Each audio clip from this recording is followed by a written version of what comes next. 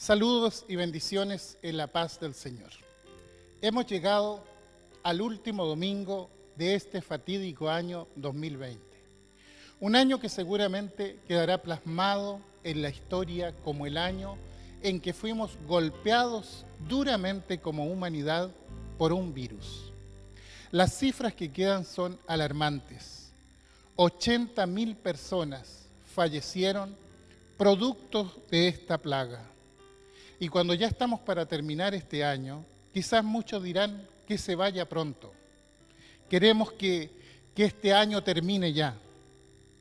El problema es que la propensión al contagio sigue en aumento y esto ciertamente trae gran preocupación y alarma mundial. Me parece que todo esto constituye un llamado elemental a considerar los aspectos fundamentales de la vida, sobre lo cual la palabra de Dios, la Santa Escritura, tiene mucho que decirnos.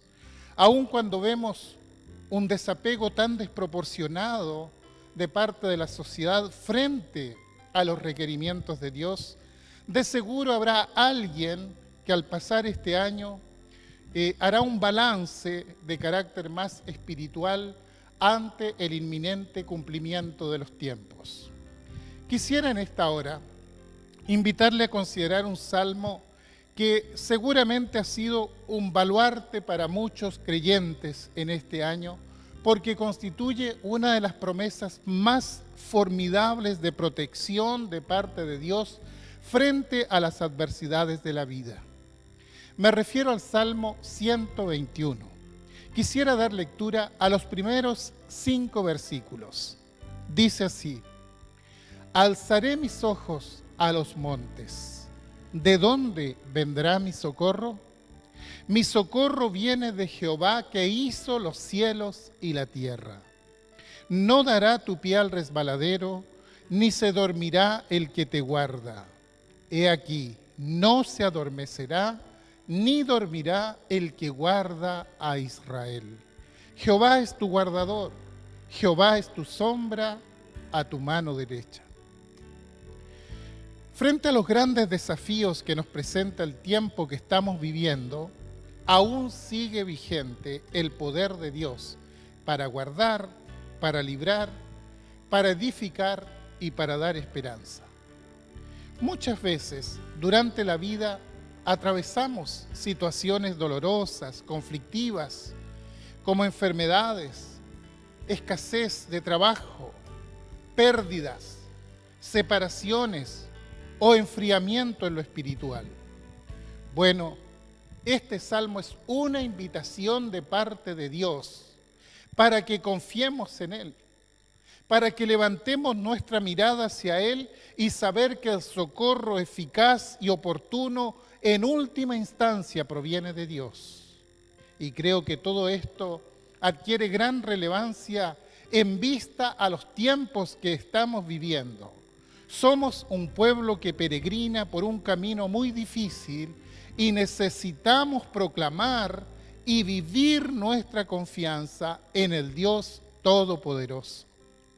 Quisiera hacer especial énfasis a la frase de este salmo que dice: no dará tu pie al resbaladero, ni se dormirá el que te guarda.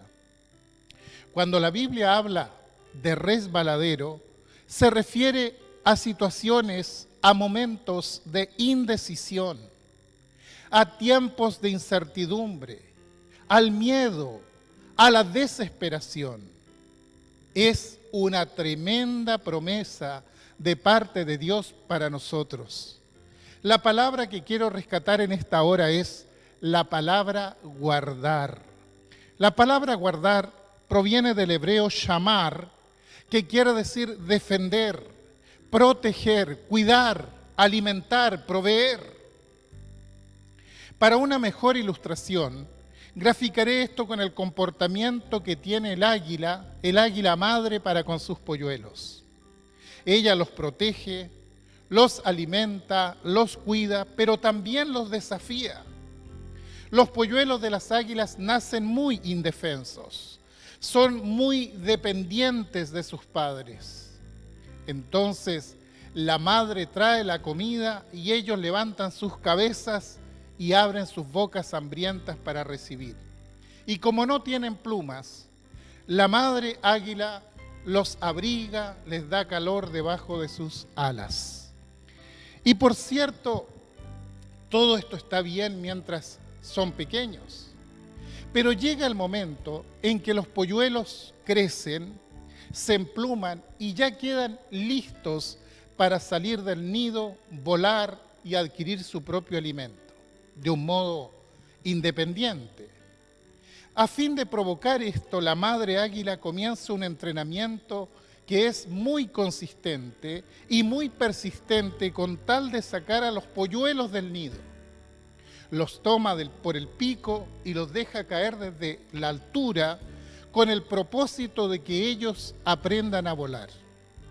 Ahora bien, hay polluelos que se resisten a esto y no abren las alas. Entonces, cuando están aproximándose ya a la tierra, el águila madre se ve obligada a tomarlos en el aire para que no se golpeen contra el suelo. Sin embargo, va a repetir este ejercicio una y otra vez, hasta que aprendan. Bueno, los creyentes en cierta forma son como estas águilas hijas. Mientras crecen y maduran en la fe, Dios en todo tiempo los ayuda, satisface sus necesidades. Pero no siempre tiene que ser así.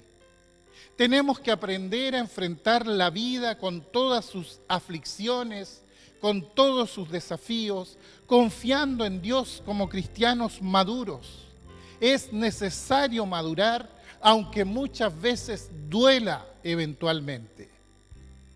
Pero por desgracia, hay quienes no quieren aprender a volar. Quieren que todo el tiempo Dios les provea para comer, para caminar, para soportar, sin necesidad de ningún esfuerzo por su parte. Ellos solamente piden y piden: dame esto, quiero esto, dame el pan, dame la salud, dame el apoyo. Y por cierto que Dios lo da. Dios es el gran dador. Recordemos que Él nos dio el don más maravilloso, a su Hijo Cristo por amor a nosotros. Pero no quiere que sus hijos sean bebés todo el tiempo, que lloren y que pidan todo el tiempo, que se acuerden de Él solo cuando necesitan algo. No, hay que aprender a enfrentar las circunstancias de una manera madura, con una fe consistente. Ya no como niños. Los bebés son tiernos y evocan ternura cuando les vemos. Pero no se puede ser bebé todo el tiempo. Un padre, una madre, no puede estar tranquilo si pasan los días, los meses, los años y su hijo continúa siendo un bebé, porque seguro tiene un tremendo problema entre manos. Es bueno aprender esta lección que nos da el águila. Provoca que sus pequeños vuelen para que dejen el nido y puedan tener una vida independiente. Quizás podamos criticar el método pedagógico de esta madre águila y decir: pero ¿cómo puede ser tan cruel de lanzar a sus hijos desde las alturas? Pero ella les está enseñando a volar, a que no tengan miedo, tienen que aprender a volar y esta es la manera. Y Dios quiere hacer esto también con nosotros. Él no quiere bebés llorones, dependientes que siempre estén: dame esto, cuídame, ayúdame, aliméntame, consuélame. Por cierto, Dios lo hace y está listo para hacerlo, pero es necesario que aprendamos a confiar en Él. Es necesario que aprendamos a valernos por nosotros mismos, dependiendo de Él ciertamente, pero también tomando nuestras propias decisiones con carácter, con madurez. Como pámpanos debemos estar ligados a la vid. Creo firmemente que frente a esta epidemia que está azotando al mundo entero por sus cuatro costados, es hora de que demostremos nuestra fe, esa fe que cultivamos durante nuestra vida desde que conocimos al Señor. Ahora, ¿qué es la fe? La fe es creer. La fe es confiar en aquel que dio la promesa. Si Dios ha hablado, Dios lo va a hacer. Pero claro, no puedes confiar en alguien que no conoces. Sería iluso creerle a un desconocido sus promesas si no le conozco. ¿Cómo puedo llegar a conocer realmente a una persona? Tengo que convivir con ella. Tengo que relacionarme con ella. Tengo que tener comunión con ella. Pasar tiempo con ella. Solo así podré saber si esa persona es digna de mi confianza o no lo es. En lo referente a Dios, muchos hablan de Él. Muchos saben de su existencia, pero aún así no conocen a Dios, porque no viven en comunión con Él, porque no pasan tiempo con Él, porque no les interesa guardar su palabra, porque no les interesa saber qué es lo que Él ha dicho en las Escrituras. Bueno, si no estamos en comunión con Él, difícilmente podamos confiar en Él porque no le conocemos íntimamente. Por eso debemos fomentar nuestra comunión con Dios, buscar su dulce compañía, escuchar sus promesas y sus enseñanzas, hablarle por medio de la oración, ver la vida con la seguridad que nos ha dejado solo porque hemos percibido su presencia. ¿Saben? Dios cumple lo que promete. Y es en los momentos difíciles de la vida donde podremos validar sus palabras en nosotros con nuestro ejemplo, con nuestra entereza. Se hará evidente que conocemos a Jesús realmente por la forma en que enfrentamos la crisis. Por eso, en medio de esta prueba, es donde realmente tenemos la gran oportunidad para demostrar nuestra fe. La fe no es ir una vez por semana a la iglesia. Eso no es fe necesariamente. Es parte de la vida cristiana, pero no es la vida cristiana en sí. Hay mucha gente desesperada porque no puede ir a la casa de oración, que poco menos dicen ha llegado la persecución al pueblo cristiano por las medidas que está tomando el gobierno. La iglesia eres tú en quien habita la persona del Espíritu Santo. No necesitas de un lugar determinado para buscar a Dios o para alabar su nombre o para orar. No estoy quitando mérito al centro del culto. Es muy importante, pero no lo es todo en lo relacionado a la fe. Yo confío y espero que pronto llegue el tiempo en que podamos congregarnos nuevamente en un lugar como este. Pensemos por un instante, sin embargo, en aquellos países donde no se les permite a los cristianos predicar ni mucho menos levantar templos. ¿Cómo crees que lo hacen ellos para vivir su vida cristiana? La vida cristiana es todo el tiempo y en todo lugar. Y este tiempo en que Dios nos ha permitido estar más cerca de los nuestros, más encerrados en nuestras casas, es nuestro hogar el que debe convertirse en iglesia de Cristo. Por lo tanto, pide a Dios sabiduría para poder distribuir sabiamente tu tiempo mientras estás en casa, quizás forzosamente. Aprovecha este tiempo. Fortalece tu vida espiritual, tu comunión con Dios, para que cuando termine esta prueba salgas mucho más maduro, mucho más fortalecido espiritualmente de ella. Y alégrate por el día que Dios te ha dado. ¿Sabes? Este día lo ha hecho Dios para ti. Tienes un Dios que es todopoderoso, un Dios que no duerme, no dormita, un Dios que está atento a tus necesidades. Comienza a vivir una vida de fe, una experiencia de fe con ese Dios, con el Dios verdadero, no con el Dios de papel, no con el Dios teórico, sino con el Dios vivo, manteniendo viva tu comunión con Él. Él vela por ti todo el tiempo.